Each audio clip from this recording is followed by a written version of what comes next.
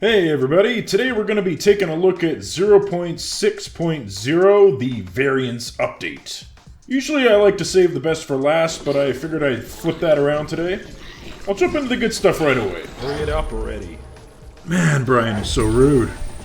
So the first thing we got here is a totally new map type. So we have randomized maps now. These are pretty difficult, so they are at the bottom of the list, but they change every time you play them. First one we got is called Gnarled. So you'll notice that there's still kind of like an overall shape. So you've got these platforms here, various bridges, spawn areas, and your driller. So it's not a complete fruit salad. Some of these bridges may or may not be here. Some of these platforms, bridges will change direction. Most of these tiles have alternate states they can be in.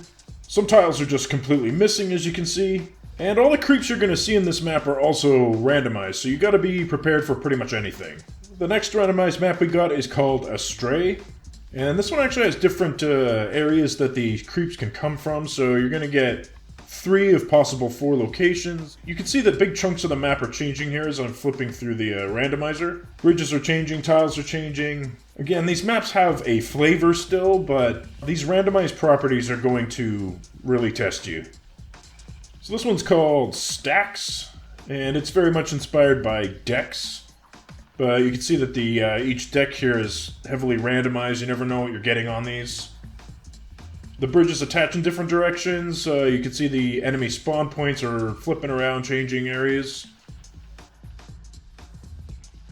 Okay, so here's another randomized map called Twisted. So it's very much like Jumble. And you'll see that the different platforms are moving around, spawn points are moving around, bridges are attaching in different directions, different angles.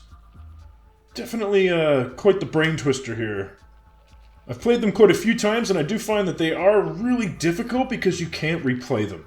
You have to kind of really come up with a plan ahead of time and execute it with very few mistakes. So again, this is really high-level stuff. The endless score rate is a bit higher than even the hardest static map, so I do kind of reward you for your efforts.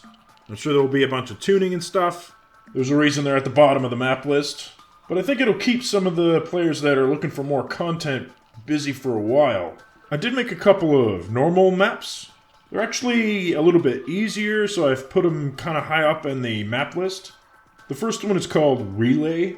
This map is designed to kind of teach players to use bridges a bit more effectively to elongate their maze. So you can see that I've kind of built this map in such a way that the first relay is kind of done for you, but I heavily encourage players to push the path to the other side, to get players to think about building a maze that spans multiple platforms across bridges.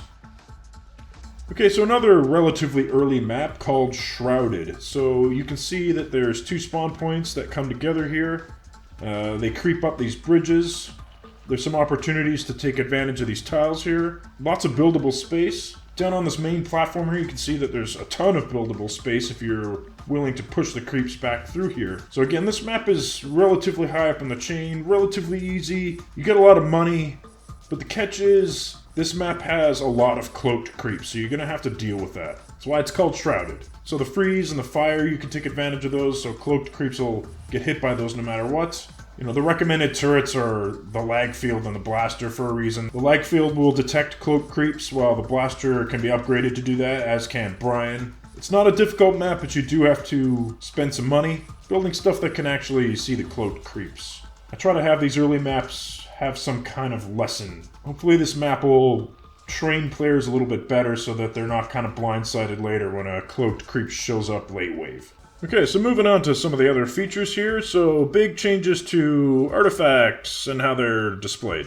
So you'll notice the weird knotted trippy mess is gone, and now I just have a picture of the item that represents the primary attribute. I've also removed the tutorial for artifacts, and I've pretty much just put it persistently on this screen indefinitely, whether you want to read it or not. Some of the tutorials in this game are just a little bit too difficult for people to find. I know there's a lot of text in the game, so I want to leave this information up all the time so that you can check it out, understand how these things work. Artifacts are a bit of a point of confusion for some people, but I've also added some more tips, some more information, so I think this is a good change having this here. And yeah, there's some stats at the bottom here. This information won't get in your way at any point if you're an experienced player, but Artifacts are a bit complicated, so I wanted to make sure this information was kind of in your face a little bit.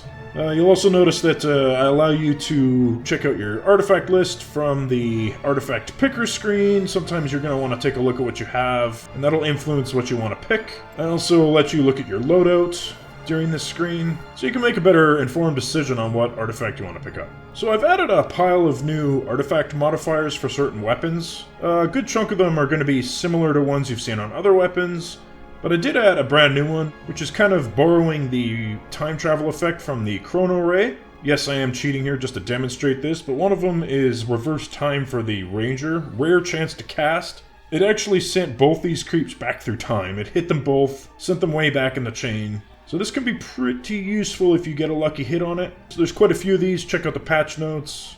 So this is a bit of a recap from a minor update I did a little while ago. So I changed how stranded creeps are handled. Before, if you stranded a creep, they would simply just die. But this was a bit exploitive, as you could basically wall up like a Leviathan or something and instantly kill it.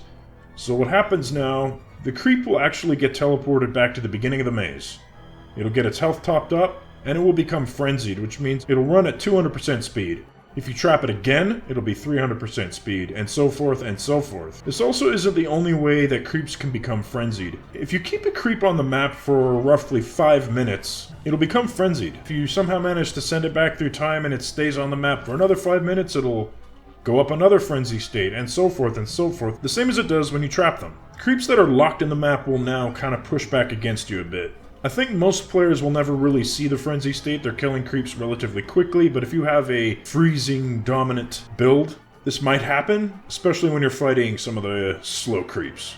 Okay, another recap item here. Some data has been moved off of the selection card into an advanced pop-up, so when you mouse over your name tag now on various items, you'll see some advanced stats as well as like basic stats. Some people really like to compare numbers and min-max the crap out of things, so I wanted to have this information here, but I also don't want new players to get just absolutely overwhelmed with text. I know that this is like a tiny little issue, but it's been on my list forever. When you build a wall on top of a booster tile, the booster effect will now render on top, so you can tell that it's still under there. I think some players are not doing this because they think that the booster effect won't transmit through the wall. It absolutely does. So yeah, I've made this little change. Okay, so this is a relatively weird experimental thing I'm trying out. Controller mode! I would say that this is pretty rough at the moment, but you should be able to play the whole game this way if you want to. Use the D-pad to move through the menus. A and B are basically accept and cancel. When you're not swimming through the menus, you can drift the camera around with the analog sticks. You can select stuff. You can issue orders to Brian. Build stuff, upgrade stuff. Everything should work. I didn't want to hold the build up with it, but expect this to get tweaked and changed quite a bit in the coming weeks. I don't usually play these kind of games with a controller at all, so I'm definitely open to feedback. I mean, it's going to be a little fiddly until I make some changes, but I wanted to get the update out there. I don't think a lot of players are going to be playing it this way, but a big reason why I wanted to include this is because I want to hybridize it with the mouse control and then maybe use Steam input to make something that's a little bit more sane for the players that want to use the Steam Deck, which there's quite a few of you out there. I just got a Steam Deck myself, so I'm playing around with it, but I'm not sure I will publicize full Steam Deck support with it. I've had some people say it works just fine, some people would rather use a controller-style input, but again, I think Phase 2 of this is maybe a hybridization of the mouse and controller mode, and we'll see where that goes in the future. Again, controller mode is very experimental at the moment. Okay, so another thing I've been working on is the story, the ending. So, as I said in my last update video, I'm going to have 5 more chapters, and those have been completed. I've also added a little tiny hidden ending that will happen after you complete all the maps. It's just a tiny little thing, so don't think you're missing anything if you can't reach it. I'm sure somebody will just post it on YouTube anyway. But yeah, for the most part, I would say the story is complete. It was never meant to be this huge narrative. It ends at 15 maps. You can keep playing after that, of course. It doesn't limit you in any way. The story is totally optional. You can turn it off, ignore it. It's just supposed to be this goofy thing. But I hope you guys sort of enjoy the direction I took it. You to read the tutorials! You were often AFK for extended periods of play, preoccupied with pornography. Wait, no! Keep in mind that this is an English-only change for now. It does cost money to get all this stuff translated, and that's quite a bit of text. So I wanted to have at least one update's worth of buffer, just in case somebody has a serious problem with the text or there's some spelling mistakes, which I'm sure there is. But yeah, the story is pretty well done, and the remaining updates will just be features and stuff. Okay, so that's all I got for 0.6.0. I hope you enjoy. Let me know what you think in the comments, everybody, and I'll see you next time.